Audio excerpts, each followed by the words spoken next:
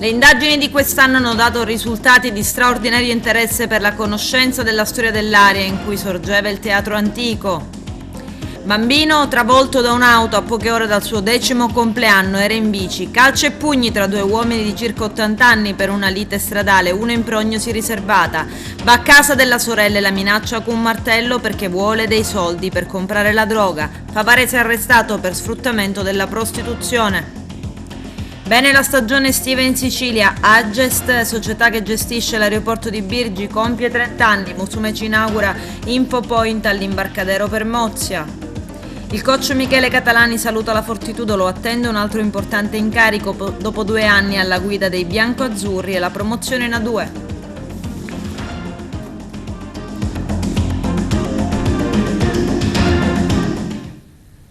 Bentrovati gentili telespettatori al nostro appuntamento con l'informazione, campagna di scavi e ricerche curati dall'Università di Catania e dal Politecnico di Bari nell'area del Teatro Antico di Agrigento in convenzione con il Parco Archeologico della Valle dei Templi. Le indagini di quest'anno hanno dato risultati di straordinario interesse per la conoscenza della storia dell'area, soprattutto per le fasi precedenti la costruzione dell'edificio teatrale e per quelle successive al suo abbandono. Ci racconta tutto il nostro direttore Arturo Cantella.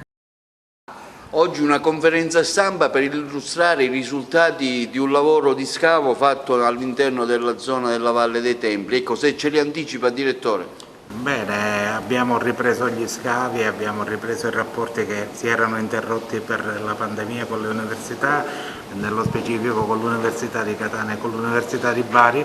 Abbiamo scavato nell'area del teatro, abbiamo fatto dei ritrovamenti importanti, questo non fa che rendere il lavoro che abbiamo fatto di concerto con l'università, con il nostro, di rendere il lavoro migliore e di presentarlo, quindi siamo felici di avere ripreso e siamo felici che questi scavi hanno riportato questi ritrovamenti di cui ne parleremo ora, ma che hanno portato alla luce degli edifici importanti e che rendono giorno dopo giorno lo scavo che stiamo completando e che stiamo allargando nell'area del teatro un'area importante che porterà alla luce e porterà alla possibilità ai visitatori di ammirare le nuove scoperte che sono venute fuori. Direttore, si chiude questo scavo, ma ce ne sono altri pronti a partire? Beh, noi stiamo continuando nello scavo all'interno a monte della Via Sacra e anche lì abbiamo delle importanti scoperte che abbiamo fatto di abitazioni e delle quali parleremo nei prossimi giorni, ma aspettiamo il completamento e il finanziamento dello scavo per il teatro che dovrebbe essere addirittura d'arrivo e non mancano altre attività che metteremo sul programma degli scavi archeologici del parco. Devo dire che alcuni interventi di restauro sono in fase di completamento, il santuario rupestre nella parte finale e lo stesso riprenderanno a breve i lavori per la musealizzazione del santuario del Tempio di Zeus. Ecco, quali le novità, se ce le anticipa? Le novità di quest'anno sullo scavo sono state importanti, che abbiamo trovato le fasi più antiche del teatro, quindi tutta la parte fra il VI e il V secolo prima della costruzione del teatro, che era un po' sconosciuta ad Agrigento, e ci ha aperto un po' un mondo nuovo sulla città più antica. Professore, cosa è emerso dal sottosuolo in particolare? In particolare nella parte bassa del teatro sono emerse tutte strutture per la gestione dell'acqua, fontane monumentali e una serie di strutture che vanno tra la fine del VI e la fine del V secolo, quindi proprio la parte prima dell'arrivo dei cartaginesi ad Agrigento, mentre nella parte alta del teatro è emersa una chiesa paleocristiana molto interessante con dei mosaici, e qui stiamo parlando dei livelli di distruzione del teatro e il cambiamento della città in città cristiana. Sono stati scavi che hanno coinvolto molti giovani studenti. Sì, hanno coinvolto, devo dire, tanti studenti, siamo arrivati quasi a 100 quest'anno, e anche studenti di altre università, Milano, Padova, studenti francesi, insomma è stato uno scavo di grande richiamo, per fortuna. Ecco, che tipo di esperienza è fatta qui ad Agrigento, la sua testimonianza, insomma, il suo punto di vista? Ma sicuramente la Valle offre costantemente occasioni per approfondire la conoscenza di un territorio, di una città che ormai ha oltre 2600 anni di storia, questo lo sappiamo e li abbiamo festeggiati lo scorso anno. E quello che è molto importante, quello che sta venendo fuori, non solo una testimonianza per ricostruire un monumento importante per la città che ha avuto una storia di ricerche, fortunate o meno fortunate, molto lunga. Tanta gente ci ha perso tempo, vita, denaro per ricercare questo teatro. Noi a un certo punto ci siamo posti le domande giuste e ci siamo ritrovati a rinvenire questa struttura, questo complesso, nell'ambito di una ricerca più ampia che coinvolgeva la parte centrale della città. Quindi stiamo assistendo a un ritrovamento di diverse testimonianze che mostrano appunto le varie fasi della storia, no? Dai Romani ai Cartaginesi ai Greci, insomma un connubio di civiltà. Esattamente, questa è la cosa forse più interessante, cioè iniziamo ad allargare quelli che sono gli orizzonti della conoscenza storica di questa città, che ha ragione per tantissimo tempo chiaramente si è concentrata sull'epoca, diciamo, d'oro, quella le cui evidenze parlano più esplicitamente, ovvero quelle dei templi del crinale verso il mare, chiaramente. Quindi allarghiamo la forchetta arrivando anche alle fasi di occupazione più tarda, che comunque restituiscono importanti testimonianze di una continuità di vita che praticamente dall'età arcaica arriva fino all'Alto Medioevo, quindi stiamo parlando di oltre 1000 anni di storia che riusciamo a riconoscere all'interno dell'area del teatro. Travolto da un'auto a poche ore dal suo 10° compleanno, un bambino è stato ricoverato ieri sera e si trova in gravi condizioni dopo un incidente avvenuto a Villa Ciambra mentre era in sella alla sua bicicletta. A investirlo, secondo una prima ricostruzione, è stato un uomo di 56 anni residente ad Altofonte che si trovava al volante di una Hyundai X35. Dopo il violento impatto è stato proprio l'automobilista che si è fermato a prestare soccorso, a chiamare il 112 chiedendo l'intervento di un'ambulanza. Il bambino, dopo le prime cure prestate sul posto dai sanitari del 118, è stato trasferito all'ospedale di Cristina, dove i medici gli hanno riscontrato diverse lesioni. A preoccupare maggiormente il trauma cranico che ha riportato a causa della violenta caduta. La prognosi resta riservata. Nel luogo in cui si è verificato l'incidente sono intervenuti i carabinieri della stazione di Altofonte e della compagnia di Monreale per eseguire i rilievi e ricostruire la dinamica. I militari hanno sequestrato sia l'auto che la bicicletta per accertamenti. Calci e pugni per una lite in strada. A Siracusa un 82enne ricoverato in prognosi riservata all'ospedale Umberto I dopo essere rimasto vittima di un brutale pestaggio. Ad accanirsi sul pensionato è stato un altro anziano di 77 anni denunciato dagli agenti della squadra mobile per lesioni gravissime. Secondo quanto ricostruito dalla polizia ieri mattina, il 77enne a bordo di uno scooter elettrico avrebbe avuto un litigio con la vittima che era alla guida di un'auto per motivi legati alla viabilità stradale. Giunti a un semaforo, i due sono venuti alle mani e il 77enne avrebbe colpito con calci e pugni la vittima, causandogli gravissime lesioni. L'82enne, soccorso prontamente da un agente, è stato trasportato con un'ambulanza al pronto soccorso e al momento le sue condizioni restano gravi. Per l'aggressore invece è scattata la denuncia. C'è anche un agrigentino tra le 8 persone arrestate ai domiciliari questa mattina nell'operazione Sex Indoor eseguita dagli agenti del commissariato di Caltagirone coadiuvati dalla squadra mobile di Catania Agrigento, che ha fatto luce su un presunto gruppo criminale che sfruttava la prostituzione di giovani donne, prevalentemente straniere, a Caltagirone. Si tratta di Salvatore Di Caro, 50 anni, di Favara, è accusato insieme ad altri indagati di associazione per delinquere, favoreggiamento e sfruttamento della prostituzione. Il favarese è accusato in particolare di aver reclutato in modo stabile e organizzato prostitute da inserire nel mercato calatino gestito da 2 fratelli del posto. Inoltre, secondo l'accusa, avrebbe anche organizzato le trasferte delle donne, oggi persone offese, gestendo incassi e imponendo tariffe per le prestazioni. A Gela, combustione, sversamento illecito di rifiuti e ricettazione. La polizia esegue 8 misure cautelari, sequestrati 7 mezzi pesanti. Gli indagati sono complessivamente 14. I dettagli con il nostro direttore Arturo Cantella. Sono 8 le persone raggiunte da misure cautelari per reati contestati a vario titolo di combustione, sversamento illecito dei rifiuti, ricettazione e violazione di sigilli.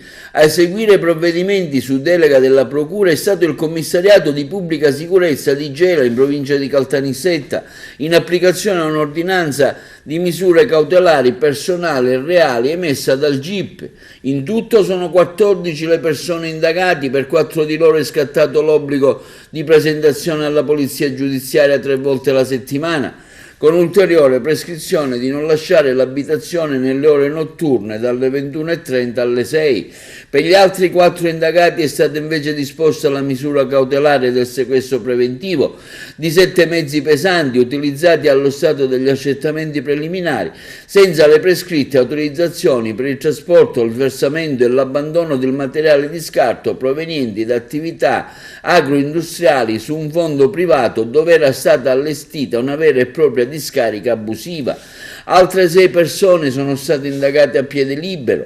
Le condotte contestate avvenivano in relazione ad alcuni degli indagati che, nell'esercizio dell'attività della loro impresa nel settore ovviamente dello smaltimento dei rifiuti, per questo motivo il GIP del Tribunale di Gela ha applicato la misura cautelare della sospensione delle autorizzazioni, delle licenze, delle concessioni per il trasporto e il trattamento a qualunque titolo dei rifiuti nei confronti della stessa società coinvolta.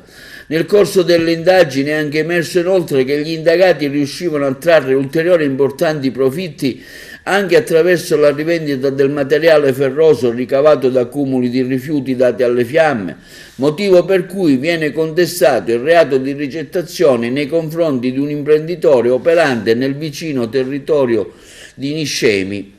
Da approfondimenti effettuati in collaborazione con l'ARPA sul materiale di derivazione agroindustriale che veniva smaltito, è emersa anche la presenza in discarica di metalli pesanti, addirittura di amianto. Si è insegnato il nuovo Consiglio Comunale di Cattolica Eraclea. Giusy Alagna è rieletta presidente per il secondo mandato consecutivo. Il sindaco, riconfermato Santo Porcellino, ha già nominato la giunta. Vediamo. Si è insediato il nuovo Consiglio Comunale di Cattolica Eraclea. Giusy Alagna è stata rieletta presidente per il secondo mandato consecutivo. Durante la seduta, oltre al giuramento dei consiglieri, anche quello del sindaco riconfermato Santino Borsellino, presente anche 4 nuovi assessori che sono Michele Spezio vice sindaco, Cinzia Gurreri, Rosi Proietto e Cosimo Di Rosa. Vicepresidente è stata eletta Giuseppe Messina. Il consigliere Giuseppe Sciortino è stato nominato capogruppo della maggioranza, mentre il consigliere Nicola Piazza capogruppo della minoranza. Le interviste. Già siamo pronti a ripartire, abbiamo formato la giunta, il Consiglio Comunale già abbiamo un presidente, c'è tanto lavoro da fare giustamente perché stasera la macchina amministrativa stiamo organizzando tutti i vari uffici e cercando di lavorare sempre nell'interesse della comunità e dare risposte ai cittadini. Riparte una nuova stagione, ovviamente per altri 5 anni saremo qui ad aiutare la popolazione, ad essere presenti e la porta del sindaco voi sapete che è sempre aperta, la mia lo stesso, siamo qui. Vi aspettiamo più forti di prima, più orgogliosi di prima. Per me innanzitutto è un onore presiedere la prima seduta del Consiglio Comunale, poi ringrazio i miei colleghi che mi hanno dato la fiducia di parte come capogruppo della minoranza. La nostra opposizione sarà una opposizione costruttiva, cercheremo di lavorare con il Comune e di dare il nostro massimo. Intanto voglio dire grazie ai consiglieri che mi hanno proposto come capogruppo. Voglio fare un augurio di buon lavoro a tutti i consiglieri comunali, ai vecchi nuovi consiglieri comunali, ai giovani che sicuramente sarà un'esperienza positiva perché abbiamo solo un unico interesse, il bene di questo comune. Quindi grazie ancora e buon lavoro a tutti i consiglieri comunali. Sto verificando con mano e sto toccando con mano la grande attenzione che tutto l'ufficio sta dimostrando purtroppo in una situazione di caos che si è verificata a monte, quindi durante lo spoglio, e grazie al lavoro meritorio e approfondito del seggio centrale stanno verificando stanno raffrontando verbali e tabelle di scrutinio, quindi Messina avrà sì un dato anomalo, ma forse il più veritiero d'Italia, perché non mi risulta che in altre città d'Italia stiano facendo questo raffronto così preciso.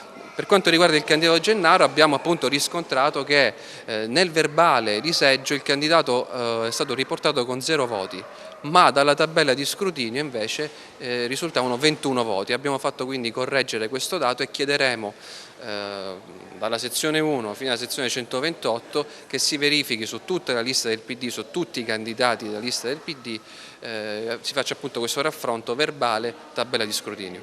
Per completezza, questo metodo è stato adottato dall'ufficio dalla 128 alla 253, sono adesso alla 195 credo, quindi dalla 128 alla 193 finora il dato è questo, verbale, tabella di scrutinio. Verifiche che daranno un quadro chiaro di quella che è stata l'espressione di voto dei messinesi. Poi c'è quest'altra questione ancora del premio di maggioranza che non è di poco conto. Sì, certo, cambia la geografia politica del Consiglio Comunale. Noi come Partito Democratico sosteniamo la tesi della non attribuzione, dando un'interpretazione letterale e coerente a quella che è il dato normativo. Riteniamo che se il legislatore avesse voluto determinare un secondo quorum, perché nel caso in cui venisse attribuito il premio di maggioranza andremmo a creare un secondo quorum, l'avrebbe dovuto specificare quantomeno espressamente nella parte, nella norma. Siamo sereni comunque, ci affidiamo al magistrato che certamente avrà la sua interpretazione e applicherà quelle che sono le norme attualmente in vigore. Senza premio di maggioranza quanti dovrebbero essere i seggi che andranno assegnati al PD ma all'area del centro-sinistra? Dunque all'area del centro-sinistra senza premio di maggioranza, secondo i calcoli parziali che abbiamo, dovrebbero andare 2 seggi al PD e 3 alla lista di Domenico Sindaco. Nuova voragine a Fontanelle, quartiere di Agrigento. Dopo quella di Viale Sicilia, questa mattina alcuni passanti hanno segnalato il pericolo poco distante dalle scuole di via Alessio Di Giovanni, a pochi passi dal parco giochi l'Isola dell'Allegria. Sul posto con la polizia locale sono al lavoro anche gli operai del comune. Preoccupati i residenti sperano che la zona non venga interdetta e dunque isolata. A Licata i carabinieri hanno denunciato un uomo di 32 anni già noto alle forze dell'ordine perché con un martello ha colpito più volte l'ingresso dell'abitazione della sorella da cui avrebbe preteso denaro per comprare droga. All'autorità giudiziaria risponderà di atti persecutori, lesioni personali, estorsione e porto abusivo di oggetti atti ad offendere. A Canicattì, nuovo tentativo di furto alla macchinetta degli snack della scuola Sciace. Ignoti hanno seguito le orme del 33enne Dario Pedalino che è morto dissanguato proprio nel tentativo di derubare quella macchinetta. Hanno attraversato lo stesso buco effettuato dal giovane, ma questa volta l'allarme suonato prontamente ha richiamato l'attenzione di Metronotte e forze dell'ordine. Potrebbe trattarsi di una bravata di pessimo gusto, quella che si è verificata nelle scorse ore all'interno del cimitero comunale di Canicattì, dove ignoti, utilizzando bombolette spray di colore rosso e blu, hanno imbrattato alcuni cortili, il viale, diversi contenitori dell'acqua, alcune cappelle gentilizie. Sul posto sono intervenuti gli agenti di polizia del locale commissariato guidato dal commissario capo Francesco San Martino. Molte le telecamere che insistono nella zona che potrebbero fornire un aiuto fondamentale al fine di scovare i responsabili di questo ignobile gesto. Vista l'emergenza cronica di Loculi, il gruppo consiliare indipendente Un'altra Sant'Agata, composto dai consiglieri Salvatore Sanna, Francesca Alascia e Rosa Maria Franchina, ha presentato un'interrogazione sulla criticità Dopo i reiterati viaggi all'ufficio tecnico e le telefonate, scrive il gruppo, per sapere quando iniziassero gli agognati lavori, su sollecitazione di cittadini per la costruzione dei 40 loculi prefabbricati, data la grave emergenza igienico-sanitaria acclarata dall'ASP, venutasi a determinare nei locali della cappella e della camera mortuaria del cimitero comunale per la presenza di 16 feretri che non sono stati tumulati proprio per l'assenza di loculi. Abbiamo appreso che sono iniziati gli interventi per la costruzione dei 40 loculi dopo essere stati posticipati più volte. Nel nostro atto ispettivo chiediamo al sindaco di sapere, oltre all'inizio dei lavori, perché abbia autorizzato la realizzazione di soli 40 loculi prefabbricati a fronte dei 200 che pubblicamente durante un consiglio comunale aveva annunciato di costruire, per ovviare la carenza dei loculi nelle more della realizzazione del project financing. I nostri defunti hanno diritto di avere una degna sepoltura, concludono i consiglieri indipendenti. Esprimiamo comunque soddisfazione perché con le nostre segnalazioni all'ufficio competente nell'esercizio delle nostre funzioni abbiamo dato una spinta propulsiva e ci auguriamo che i loculi siano presto ultimati, perché alcuni feretri attendono di essere tumulati dallo scorso gennaio. Turismo nel 2022 quasi ai livelli pre-Covid, guerra e crisi preoccupano. Arturo Cantella. Buone le previsioni per il 2022 del turismo in Sicilia, che tornerà certamente ai livelli del 2019. Queste le stime del Centro Studi e Ricerche per il Mezzogiorno, SIRM. Quest'anno la Sicilia potrebbe sfiorare i 24 milioni di presenze, con un 92% rispetto al record di oltre 15 milioni di visitatori raggiunto un paio d'anni fa, ed esattamente nel 2019. Il ritorno dei turisti nell'isola dopo la pandemia avrebbe effetti positivi sulle imprese dell'indotto. Il settore alberghiero e quello della ristorazione puntano a realizzare un fatturato di oltre 4 miliardi di euro, il 99% rispetto al 2019, mentre il valore aggiunto del settore turistico sfiorerebbe i 5 miliardi, il 95% rispetto al periodo pre-Covid. Il report è stato elaborato dalla società SRM e contiene altri scenari più o meno ottimistici a seconda delle circostanze.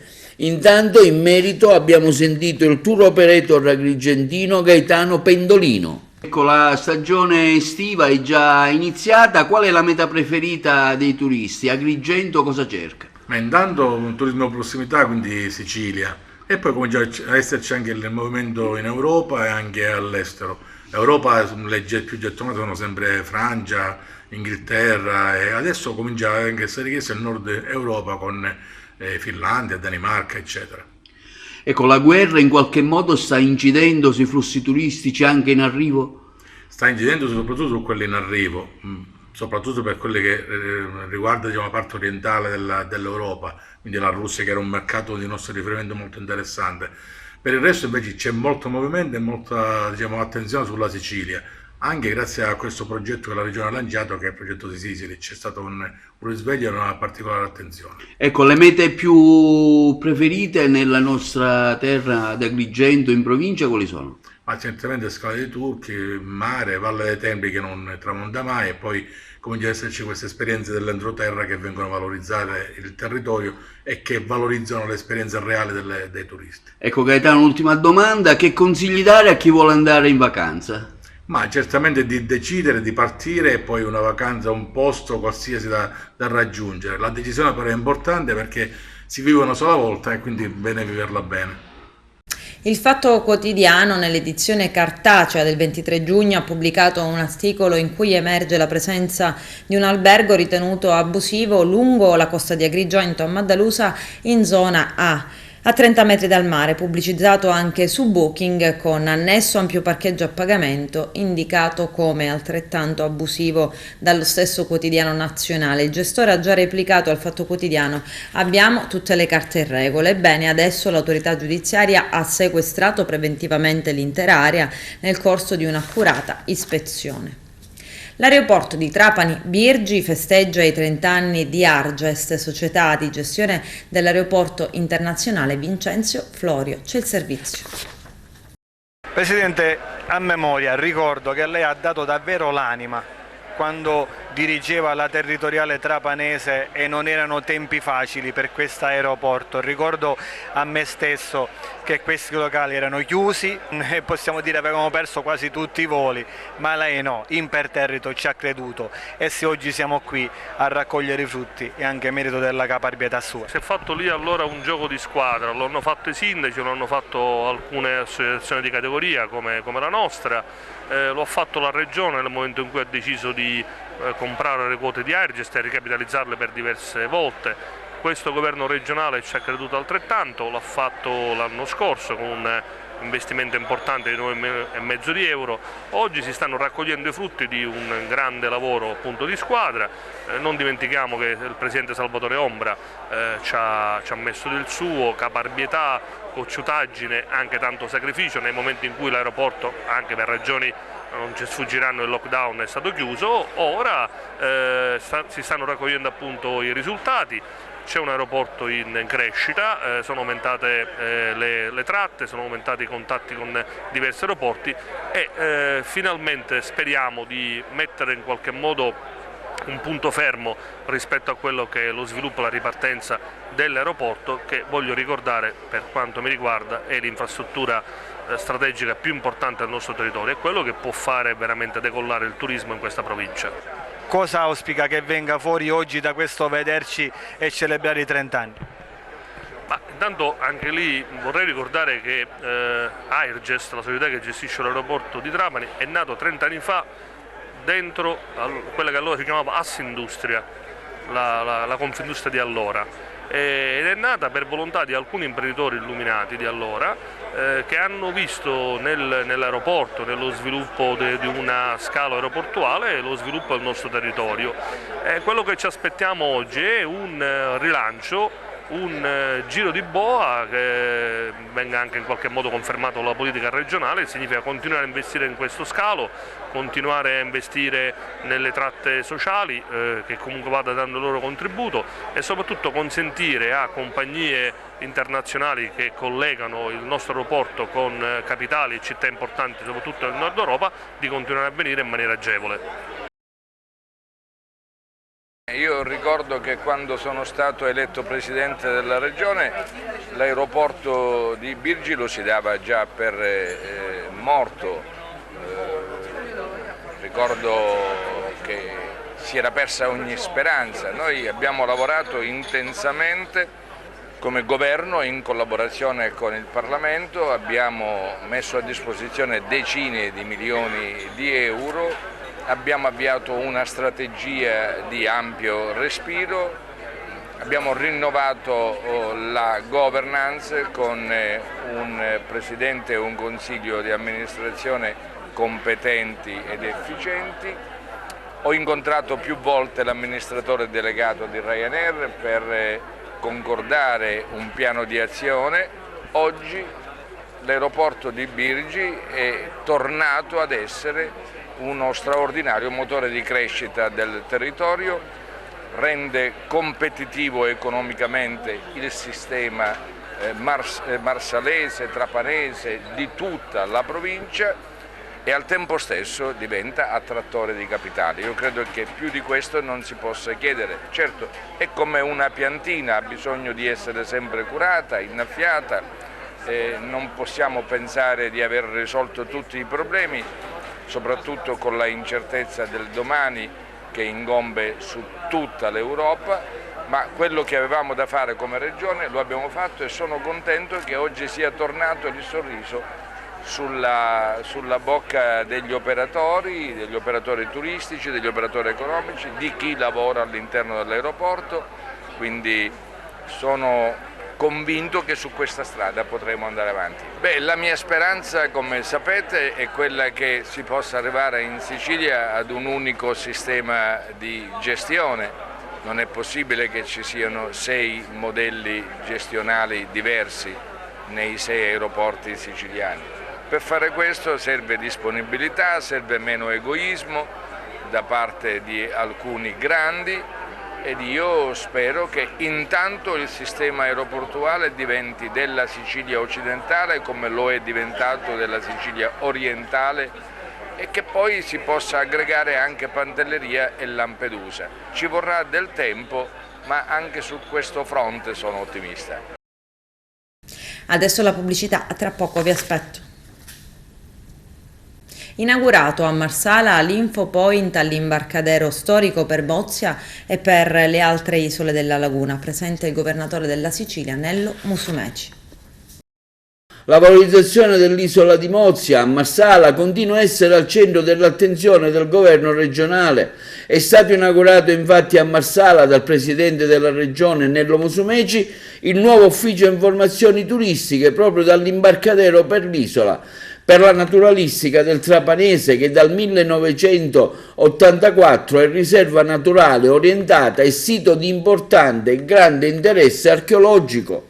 Io ricordo quando sono arrivato per la prima volta a Mozia non c'era un luogo di informazione qui all'imbarcadero, non c'era un posto dove fare la pipì, non c'era un posto dove prendere un bicchiere d'acqua.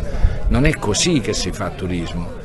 Avevo assunto l'impegno, ecco, dopo un anno e mezzo questo impegno, perché il Covid ci ha bloccati, questo impegno oggi in realtà abbiamo un ufficio informazione capiente, dignitoso, con i bagni e con tutto quello che serve. Adesso il comune di Marsala, al quale abbiamo affidato la gestione, si preoccuperà di assicurare il personale, ma bisogna anche coinvolgere la fondazione, una convenzione serve con i barcaioli. Abbiamo fatto pulire lo spazio antistante, ma dobbiamo togliere queste oscene baracche dei venditori di biglietti e di articoli vari. Abbiamo fatto predisporre 3 postazioni, 3 gazebo assolutamente dignitosi e compatibili. Insomma, serve il concorso di tutti. Sorpresa di San Calò, una grande opera d'arte lunga una decina di metri occupa la scalinata del santuario di Agrigento, raffigura l'effigie di San Calò e una cerva multicolore. Arturo Cantella. Fervono i preparativi per la festa di San Calogero in programma dal prossimo 3 luglio. Alle ore 12 di domenica, al suono della campana dei Casesa, al ritmo interessante dei tamburi e alla tradizione zingarella della banda musicale, partirà la festa del popolo del santuario di San Calogero, una festa antica ricordata come il festino di Girgenti, che intende testimoniare la fede e la devozione degli agrigentini verso il Santo Nero arrivato dall'Asia. Proprio ieri sera si è svolto il primo importante incontro tra i portatori convocati dal responsabile della curia per i festeggiamenti, Don Gerlando Montana, dal direttivo dell'associazione dei portatori, una partecipazione massiccia, numerosa, rispettosa ed equilibrata di oltre 150 devoti portatori che hanno ricevuto le indicazioni e le regole da rispettare. Ricordiamoli, sono quelli di non salire sulla statua per baciare il santo, procedere al suono della campana fermandosi regolarmente in tutte le fermate. L'imperativo è questo: tutto si deve svolgere in armonia e con la consueta allegria di festa popolare, ma con profondo rispetto alle regole e alle indicazioni fornite dalle autorità sanitarie.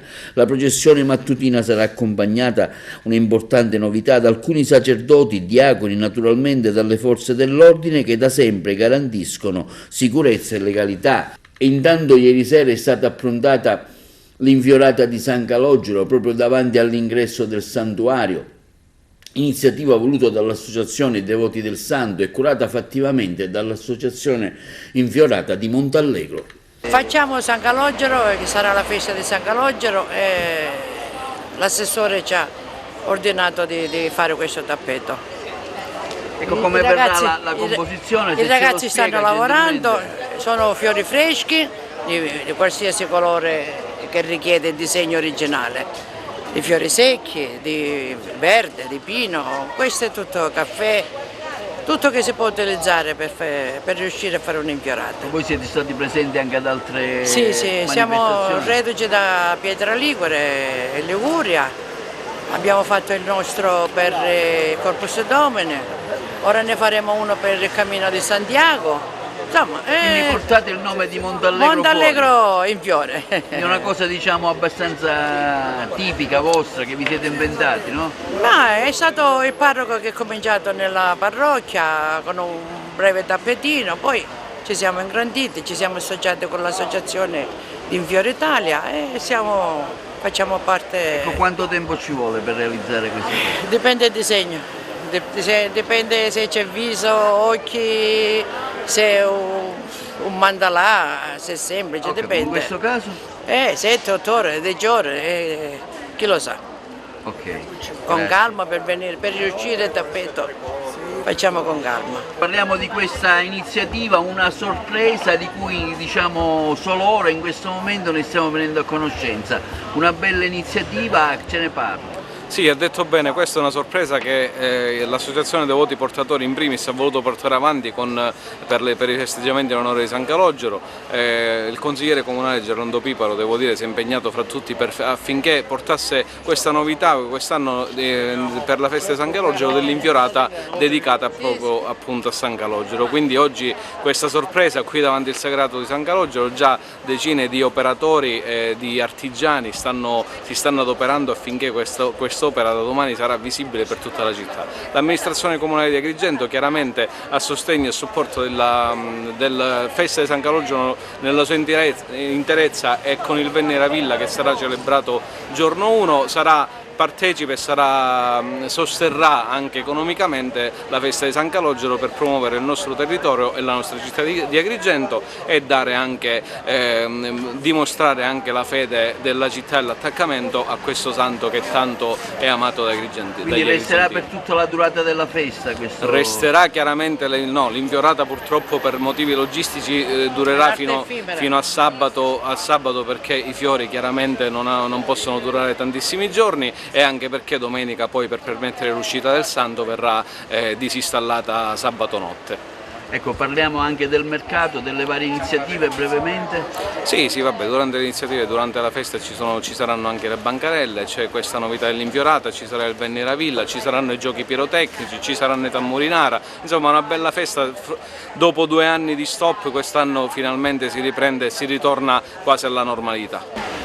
Sì, è una manifestazione prima di tutto religiosa che è organizzata dall'Associazione Portatori, da tutti i devoti ed è una festa, una festa infiorata per dare quest'anno un tocco di originalità ma anche di colore, diciamola così. Presentato ad Agrigento il libro I racconti della Milza di Leopoldo Ragusa. Vediamo. Leopoldo Ragusa oggi ad Agrigento per presentare un tuo libro, I racconti della Milza. Ecco, un libro sicuramente interessante da comprare, per quale motivo? Ma diciamo che i racconti della Milza sono nati nel corso di tanti anni e come dico io nella prefazione che è il pro al conto, è qualcosa che ci può dare così innanzitutto un po' di evasione e nello stesso tempo farci riflettere un pochino e farci divertire perché c'è qualcosa di divertente. Poco fa uno dei miei relatori diceva sì, sono dei racconti che fanno riflettere, divertenti, ma c'è anche qualcosa di estremamente triste o se vogliamo un po' più reale di quanto non si possa immaginare rispetto a tutto ciò che viviamo ogni giorno, che cerchiamo di divertirci, di fare le cose più belle, più utili, ma c'è anche la tristezza, ci sono i morti e ci sono le brutte storie. Ecco. Oltre all'autobiografia c'è anche un po' di fantasia nei racconti? Molta fantasia, sicuramente ci sono degli spunti che sono frutto della Sicilia, di Agrigento, delle mie origini, della mia professione, quello sì, però non c'è una storia vera che è stata riportata, come si scrive nei romanzi degli scrittori, quelli veri. Le storie sono frutto di fantasia e queste sono frutto di fantasia. Gli spunti sono ovviamente, diciamo, sinceramente reali. Cosa ti ha spinto a scrivere questo libro? Quali sono state le motivazioni reali e un po' anche quelle inconsce? Ma diciamo che io la passione della scrittura l'ho sempre avuta, sin da ragazzo. L'ho avuta coltivando tante cose, tra cui anche il giornalismo e gli amici che ci seguono a TVA sicuramente potrebbero ricordare questa cosa e quindi lo sfogarsi, io trovo grande conforto scrivendo, soprattutto dopo giornate estremamente pesanti momenti di lavoro. Io mi conforto, è il mio antidepressivo, il mio ansiolitico e mi diverte. E poi devo dire che ho avuto anche un discreto riscontro da parte delle persone, quindi ne sono ben felice. Ecco, tu hai vissuto la tua vita professionale per la maggior parte fuori Agrigento, ma in questo libro c'è qualche capitolo che parla di qualche storia vissuta realmente ad Agrigento?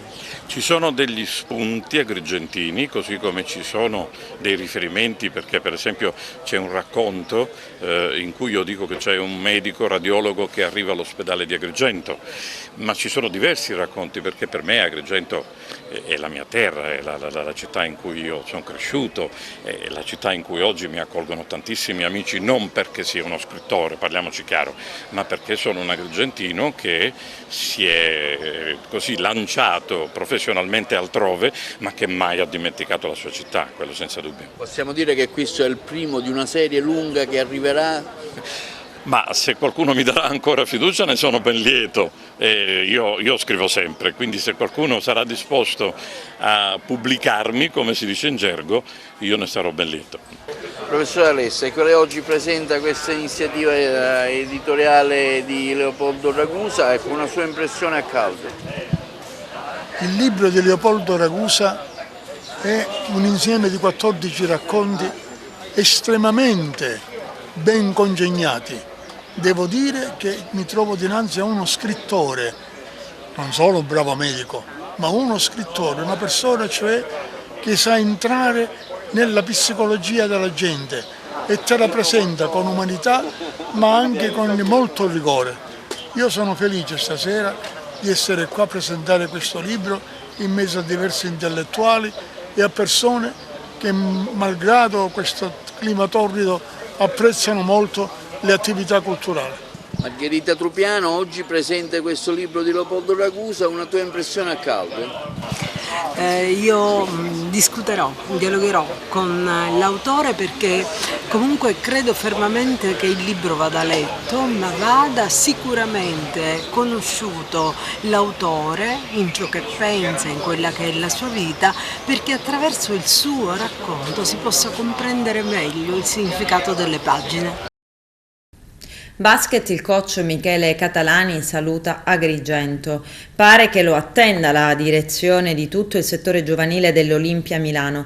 Nessun problema con la Fortitudo ovviamente, le strade si dividono dopo 2 anni molto intensi ed emozionanti, terminati con la meravigliosa serata del 22 giugno, il ritorno in Serie A2 con il Palamoncada pieno di tifosi in festa. La Fortitudo Agrigento lo ringrazia per il lavoro svolto e i risultati ottenuti insieme e gli augura buona fortuna per il proseguo della sua carriera. Con questo è tutto, termina qui l'edizione del telegiornale. Grazie per la gentile attenzione e per essere stati con noi. A presto.